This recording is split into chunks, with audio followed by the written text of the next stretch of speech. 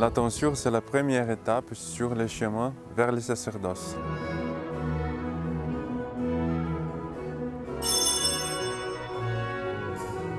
Et donc, ça le rend apte à recevoir d'autres ordres ensuite dans sa formation.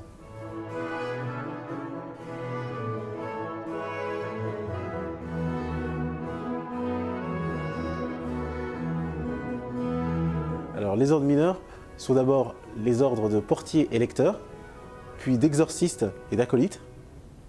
Ensuite, il y a les ordres majeurs, sous-diaconat, diaconat et enfin le sacerdoce.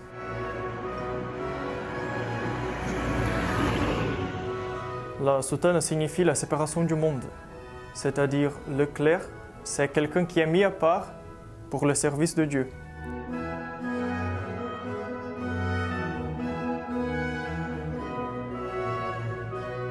La soutane, c'est une manière de montrer clairement ce que nous sommes, les hommes de Dieu.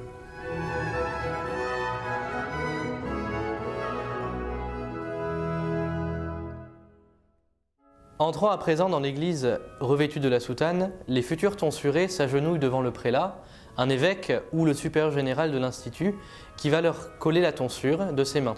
Un à un, ils vont monter, s'agenouiller devant le prélat, qui va leur couper 5 mèches de cheveux, symbolisant les 5 plaies du Christ. Pendant qu'il leur coupe les 5 mèches de cheveux, le prélat les fait répéter après lui une formule qu'ils diront à présent tous les jours en mettant leur soutane. Dominus pars hereditatis mei et qualituis mei, tu es qui resti tu es hereditatem meam mihi. C'est-à-dire, le Seigneur est la part de mon héritage et de mon sort, c'est lui que j'ai choisi comme héritage. Les nouveaux tonsurés reçoivent maintenant le surplis, ce vêtement blanc que portent les prêtres et les séminaristes quand ils assistent ou participent à des offices au chœur. Chacun des nouveaux tonsurés va se réagenouiller devant le supérieur général qui, en lui passant le surplis par-dessus la tête, lui dit « Induat te Dominus novum hominem, qui secundum Deum creatus est in justitia et sanctitate veritatis ». C'est-à-dire que le Seigneur vous revête de l'homme nouveau, créé dans la justice et la sainteté véritable. À présent, les nouveaux tonsurés font partie du clergé et se termine ainsi l'acte de la collation de la tonsure.